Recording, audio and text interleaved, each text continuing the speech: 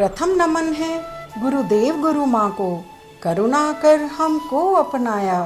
पंचम पुरुषार्थ है कृष्ण प्रेम, इसे जीवन का लक्ष्य बताया। भक्ति रंग में रंगने हेतु गुरुवर भक्तों की कथाएं सुनाते, समर्पण प्रेम की महिमा बताकर कान्हा से अपनापन कराते। ऐसे ही कृष्ण सखी द्रौपदी की गुरुमुख से सुनते हैं बात, प्रेम का ऐसा नाता बनाया, कृष्ण ने दिया हर विपदा में साथ। विदर्भ देश की राजकुमारी के विवाह का जब समय आया, शिशुपाल को ठुकरा रुक्मिणी ने श्री कृष्ण संग ब्याह रचाया। पांडु पुत्र जब राजसूय यज्ञ रचाते हैं, सभी राजाओं के संग शिशुपाल को भी बुलाते हैं। प्रथम पूजा का श्री कृष्ण को जब मिलने लगा सम्मान, शिशुपाल को याद आया विवाह समय जो हुआ था अपमान। कृष्ण से अपना नाता भूल वो द्वेष निभाता है, अपनी ही मृत्यु को वह स्वयं बुलाता है। देने लगा गालियां जी भर श्री कृष्ण को वो भाई, ऐसा अनोखा दृश्य देख सन्न रह गई सभा सारी। भीम व अर्जुन उद्यत हो गए शिशुपाल के वध को, किंतु गोविंद मुस्काए और रोक दिया फिर उनको। सो गाली पूरी होने पर चेत आया शिशुपाल को, आगे एक भी कटु शब्द कहा तो हर लूंगा तेरे प्राण को। किंतु काल के वश होकर शिशुपाल कुछ ना सुनता है, बुद्धि और विवेक को खोकर फिर से गाली कहता है। 101वीं गाली पर प्रभु सुदर्शन चक्र चलाते हैं, पल भर में ही शिशुपाल का शीश घर से अलग कर डालते हैं। पर चक्र से कट गई उंगली प्रभु की, बही रक्त की धार, कष्ट देख श्री कृष्ण का द्रौपदी को दुख हुआ अपार। तुरंत ही करने को मोहन की उंगली का उपचार, पट्टी बांधी सखा की द्रौपदी ने लिया साड़ी का पल्लू फाड़। आइए देखें त्रिलोकी कैसे प्रेम में बंध जाते हैं, भक्त जो माने संबंध तो प्रभु खूब निभाते हैं।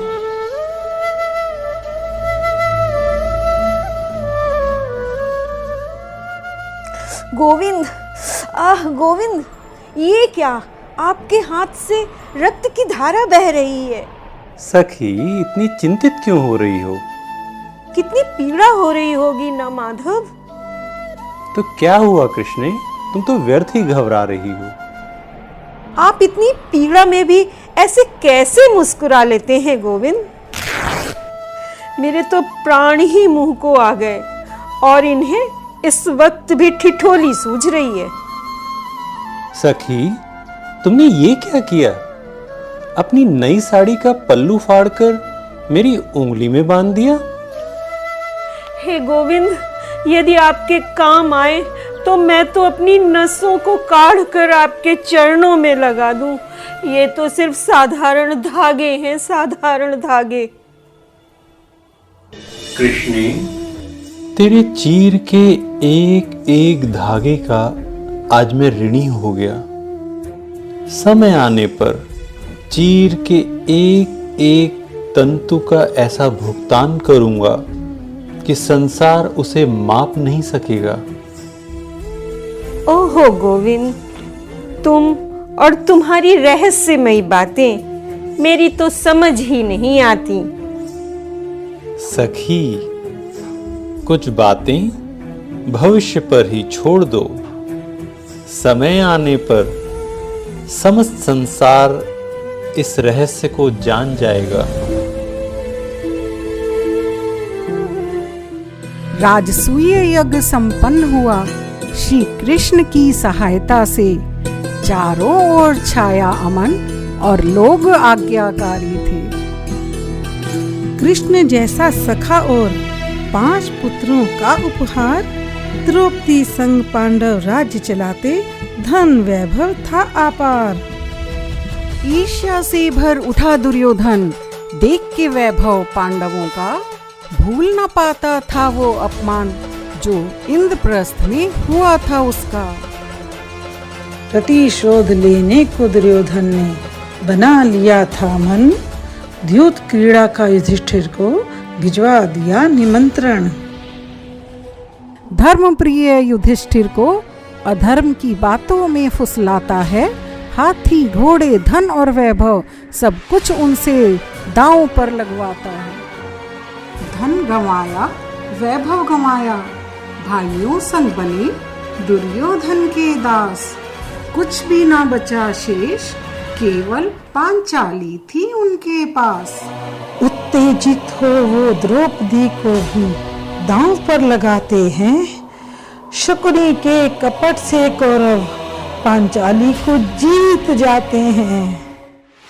सन्नाटा था छाया सभा में, शून्य हो गए सब नर नारी, कुल मर्यादा त्याग कर कपटी दुर्योधन हुआ अत्याचारी। दिया आदेश दुशासन को, द्रौपदी के कक्ष में जाओ, केश पकड़कर भरी सभा में उस दासी को लेकर आओ। केश पकड़कर घसीट घसीट कर पांचाली को दुशासन दरबार में लाते हैं। बड़े बड़े महारथी भी इस अन्याय पर मौन रह जाते हैं। ऐसी स्थिति देख दुर्योधन कर्ण शकुनी सब उपहास बनाते हैं।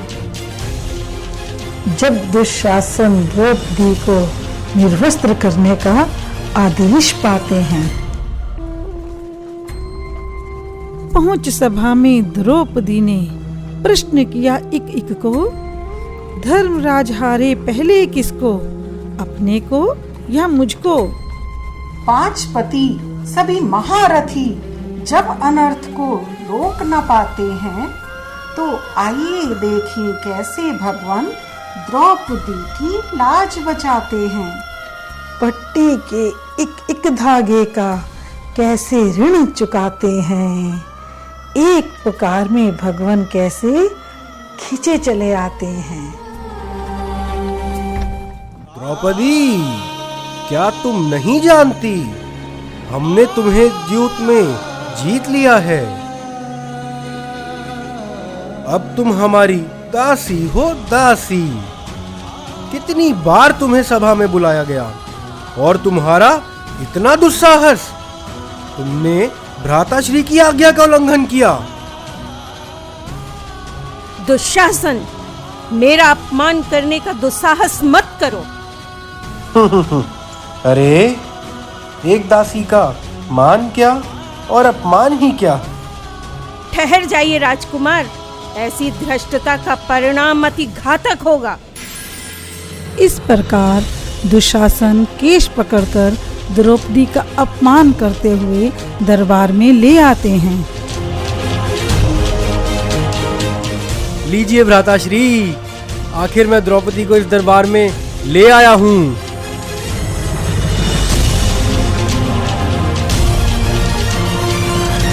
पितामह, आप यूं हाथ पर हाथ धरे बैठे हैं। क्या आप इस मूर्ख दुशासन को ये अधर्म करने से रोक नहीं सकते?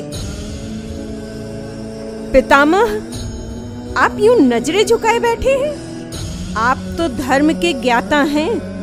मेरे प्रश्न का उत्तर दीजिए कि जो स्वयं को हार गया हो, उसके बाद धर्म के अनुसार क्या वह किसी और को दांव पर लगा सकता है? और अब मेरा क्या कर्तव्य है? बताइए, मेरे प्रश्नों के उत्तर दीजिए पितामह। आप तो धनुर्विद्या के गुरु हैं द्रोणाचार्य। आपके तुणीर के बाण तो शिकार की आंख को निशाना बनाते हैं आचार्य। तो फिर इस समय कहाँ है आपका वह धनुष और बाण, जो पल भर में ही विध्वंस करने की शक्ति रखते हैं? कहाँ हैं आपके तुणीर के बाण आचार्य? बोलिए आचार्य, बोलिए। क्या आप भी धर्म और अधर्म में भेद करने में असमर्थ हैं आचार्य? बंद करो ये मिथ्या भाषण द्रौपदी, अब इन बातों का कोई औचित्य नहीं है। मैं सभा में उपस्थित सभी सदस्यों से पूछती हूँ कि मेरे प्रश्नों का उत्तर क्या किसी के पास नहीं? आपको किस विवशता ने बांधा है जो आप सब मौन हैं? अरे आपकी प्रतिज्ञाएं क्या एक नारी के सम्मान से ज्यादा बड़ी हैं? धिक्कार है सभी सभासदों पर जो पाषाण की मूर्ति बने बैठे हैं। बंद करो ये मिथ्या भाषण द्रौपदी। सभा में उपस्थित धर्मज्ञ अपना निर्णय दें कि उन्हें कपट और अधर्म की विजय स्वीकार है या सत्य और धर्म की। अरे इन दुष्ट कपटी जुआरियों ने मेरे सरल हृदय आर्य पुत्रों को धोखा दिया है। मेरे धार्मिक पति न जुआ खेलते हैं और न खेलना जानते हैं। मुझे पूरा विश्वास है कि पांडव कभी भी धर्म से च्युत नहीं हो सकते। वे तो दुष्टों के बिछाए जाल में फंस गए हैं। ऐसी स्थिति में उनका हारना नहीं कहा जा सकता। देख क्या रहे हो दुशासन? इस अहंकारी द्रौपदी को निर्वस्त्र कर दो। जो आज्ञा अंगराज कर्ण।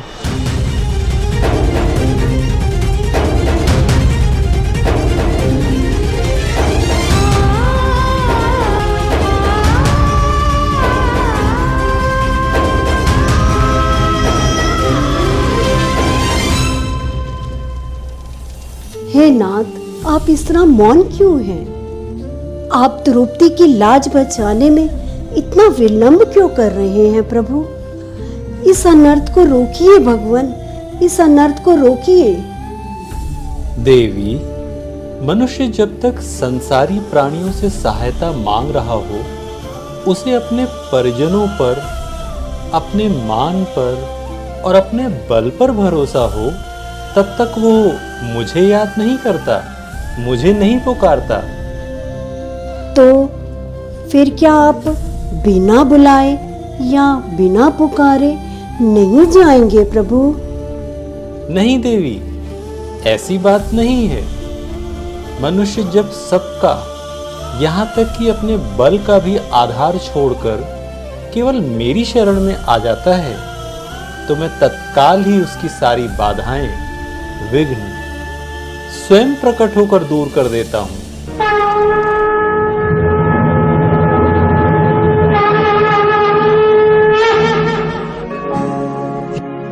मेरा रक्षण अब आप लोग नहीं कर पाएंगे। अगर मेरा रक्षण होना होगा तो स्वयं भगवान ही करेंगे। हे गोविंद, हे गोविंद, हे गोविंद, हे गोविंद। यदा यदा हि धर्मस्य ग्लानिर्भवति भारत अभ्युत्थानम् अधर्मस्य तदात्मानं सृजाम्यहम् परित्राणाय साधूनां विनाशाय च दुष्कृतां धर्म संस्थापनार्थाय संभवामि युगे युगे।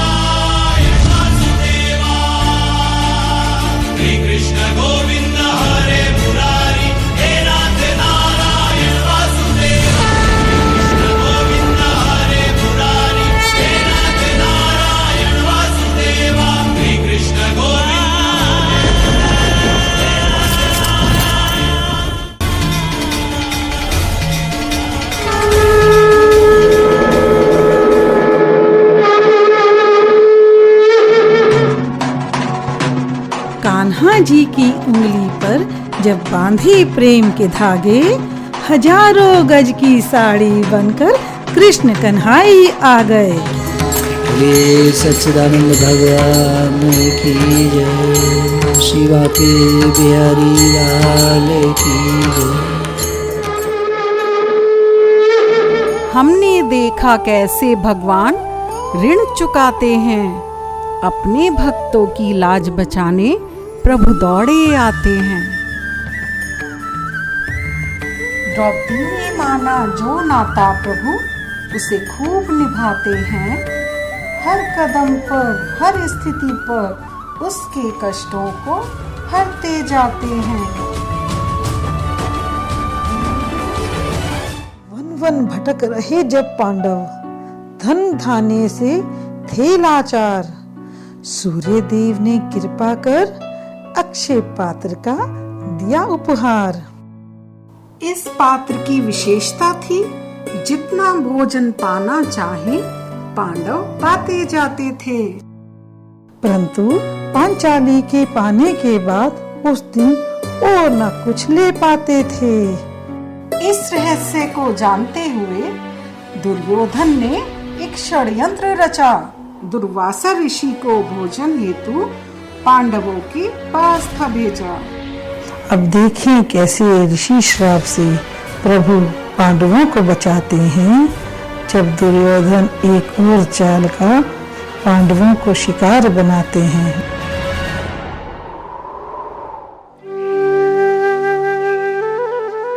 प्रणाम ऋषिवर। तुम्हारा कल्याण हो वत्स। आपका दर्शन पाकर हम धन्य हो गए ऋषिवर। कृपया हमारी कुटिया में चलकर हमें सेवा का अवसर प्रदान करें। तुम्हारे अनुज दुर्योधन ने मेरी बहुत सेवा की। उसकी सेवा से प्रसन्न होकर मैंने उसे वरदान मांगने को कहा, तो उसने अपने लिए कुछ मांगा ही नहीं और कहा, पांडु पुत्र भी निकट ही हैं, उन्हें भी अपना आशीर्वाद देते जाइए। इसलिए ही मैं तुम्हें आशीर्वाद देने चला आया। आपका हार्दिक धन्यवाद ऋषिवर कि आप हम पर इतनी कृपा कर रहे हैं। स्नान के पश्चात हम अपनी समस्त मंडली के साथ आपकी कुटिया में भोजन करेंगे। आप भोजन की व्यवस्था करें। जो आज्ञा ऋषिवर। चलो अनुजों, शीघ्र ही चलकर पांचाली को बताते हैं। भोजन इस समय कहाँ मिलेगा? अब तक तो पांचाली भी खा चुकी होगी। भ्राता दुर्योधन की एक और चाल। उन्हें पता है कि इस समय पांचाली के भोजन करने के पश्चात कोई भोजन शेष ना होगा। हाँ, और अगर कोई भोजन शेष ना होगा तो फिर ऋषि दुर्वासा का क्रोध, उससे कौन बचाएगा? पांचाली, पांचाली। क्या हुआ आर्यपुत्र? आप इतनी शीघ्रता में और इतने चिंताग्रस्त क्यों हैं? पांचाली, ऋषि दुर्वासा अपनी विशाल मंडली के साथ यहाँ पधारे हैं और हमें उनके भोजन की व्यवस्था करनी होगी। भोजन? परंतु मैं तो भोजन कर चुकी हूँ आर्यपुत्र। और आप तो जानते ही हैं, मेरे भोजन करने के पश्चात अक्षय पात्र में कुछ भी शेष नहीं रहता। अब क्या होगा? ऋषि दुर्वासा के क्रोध से तो सभी अवगत हैं। अगर भोजन की व्यवस्था ना हो पाई तो उनके श्राप से हमें कौन बचाएगा? किसे पता था ऐसा दिन भी आएगा कि इंद्रप्रस्थ के सम्राट को अतिथियों के भोजन के लिए भी सोचना पड़ेगा। उनको इतनी चिंता होगी।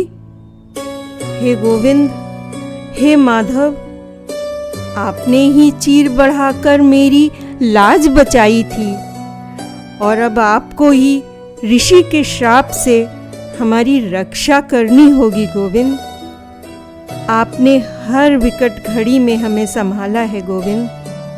हे गोविंद, हे माधव। सखी, इतना व्यग्र होकर क्यों पुकार रही हो मुझे? मैं तो तुम्हारे समीप ही हूं। कृष्ण, माधव, हाँ कृष्णा, तुमने पुकारा और मैं आ गया। तुम आ गए कृष्ण? कैसे नहीं आता द्रौपदी, तुम्हारी पुकार ने मुझे विचलित जो कर दिया। बात ही व्यथित कर देने वाली है वंशीधर।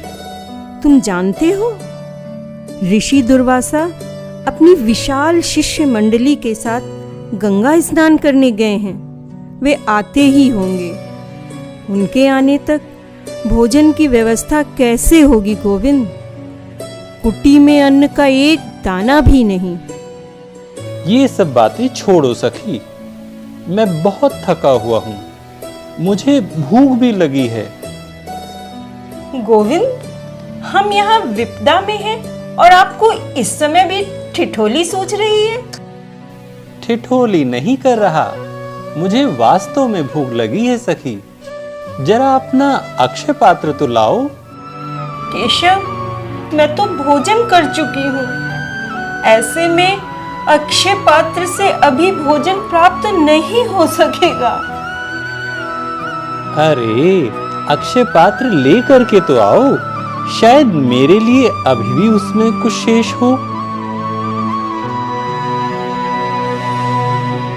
ओम सूर्याय नमः।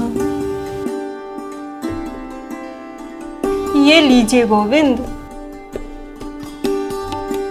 अरे देखो तो, इसमें अन्न का एक दाना अभी भी शेष है और ये मेरे लिए पर्याप्त है। पर्याप्त है तो ठीक है गोविंद। अन्न के एक भाग से आप अपनी भूख शांत कीजिए और शेष आधे भाग से अपने समस्त संसार की क्षुधा शांत कीजिए गोविंद। ये तो बहुत है कृष्णे।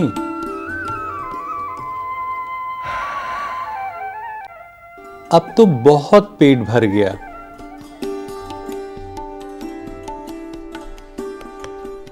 हमने देखा अन्न के केवल एक दाने से जब तीनों लोकों के स्वामी की क्षुधा शांत हो गई, तो संसार में भला कोई कैसे भूखा रह सकता है।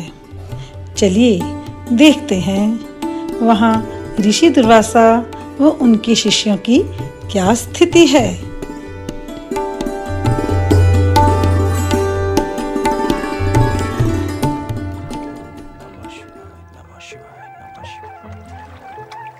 शिष्यों, बहुत समय हो गया है स्नान करते हुए। चलो अब चलते हैं। जी ऋषिवर, सभी पांडव भोजन पर हमारी प्रतीक्षा कर रहे होंगे। परंतु मुझे तो ऐसा लग रहा है जैसे बिना खाए ही पेट भर गया हो। हाँ ऋषिवर, मुझे भी ऐसा आभास हो रहा है कि कुछ भी और खाया तो वमन हो जाएगा। हाँ, तुम सब सही कह रहे हो। मुझे भी तृप्ति का आभास हो रहा है। परंतु पांडवों ने तो भोजन का सारा प्रबंध कर लिया होगा। अब उन्हें क्या उत्तर देंगे? पांडव तो पहले ही विपदा में हैं। हमारे लिए भोजन की व्यवस्था करने में उनको कितना कष्ट होगा। हम शीघ्र ही यह स्थान छोड़ देते हैं।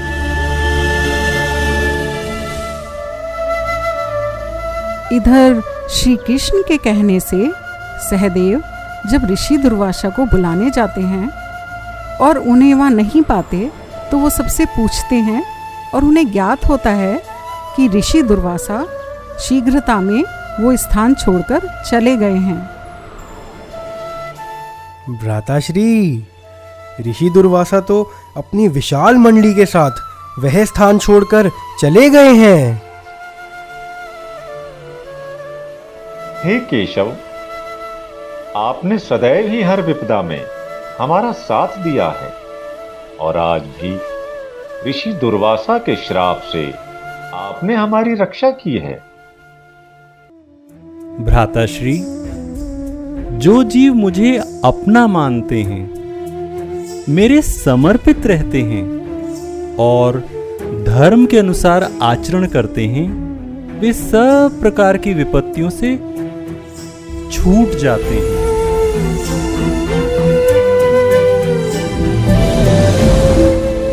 बोले सच्चिदानंद भगवान की जय। गुरु भगवान जी व गुरु माँ जी के अनंत अनंत शुक्राने हैं।